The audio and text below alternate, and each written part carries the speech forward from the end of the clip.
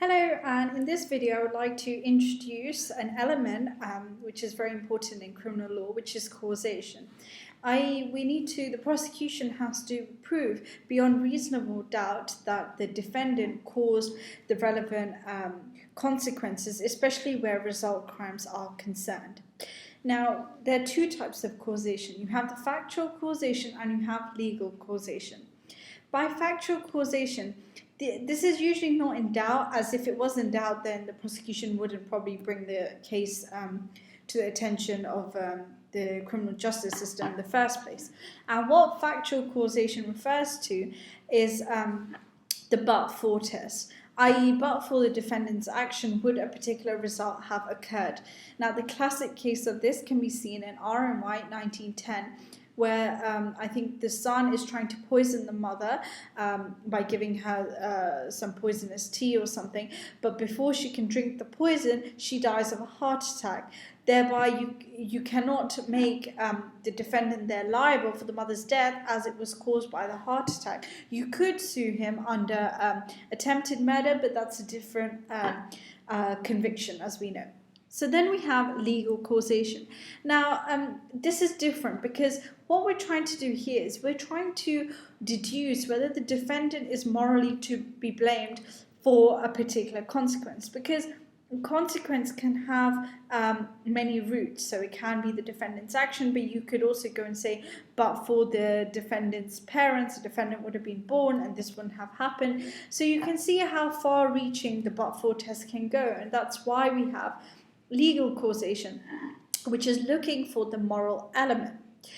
And so how does this work in reality? Well, the prosecution here is not showing but for, but is actually showing that the defendant's act or omission was a substantial and operative cause of the result. And this can be stemmed back to the case of Cheshire in 1991. Now, what do these two key terms, substantial and operative, tell us? Well, substantial refers to the idea that the defendant's action does not have to be the sole cause or in fact the main cause. It just has to cause, it has to be a force which is above negligent, above minimal, to have brought about the result. And this can be also seen in Pasha, where the quote goes, "In law, the accused's acts need not be the sole cause or even the main cause of the victim's death, it being enough that the act contributed significantly to the result." And then we also have the idea that it's operating. Now, operating refers to the notion that lots of acts, as we talked about before, can lead to one consequence. So what we need to do is we need to work out whether the defendant's specific act is what can be what is sufficient to bring a conviction. And so we have to look at the fact that is there any Novus Actus Interveniens, i.e. by that we mean any new intervening acts, because if there are, then no longer is the defendant's act an operating cause of the result. Something has come between, a Novus Actus Interveniens. That is what operating refers to. Now, there are different types of Novus Actus Interveniens. I've worked out 6. What I will do is I will talk about them specifically in my next video. So just for this video, all you need to remember is causation is needed because the prosecution have to show, especially where result crimes are concerned, that a particular result is as a cause of the defendant's actions, A. And how do we do this? Well, we look at the facts. It's usually not in doubt that but for the defendant's action would this result have happened. But then we have legal causation, which is actually like, should the defendant be morally to be blamed for all that has happened?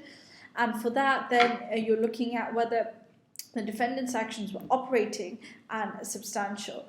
Now, the only way in which we can say that, yes, the defendant is innocent and those acts do not, whatever actions the defendant committed do not count for anything, are if we show that a Novus Actus Intervenien has stepped in. And there are 6 types. There is acts of gods, third-party intervention, medical intervention, then you have drug supply cases, you have omissions of the victim, take your victim as you find them, and victim flight. So we'll look at them in my next videos. Thank you for watching.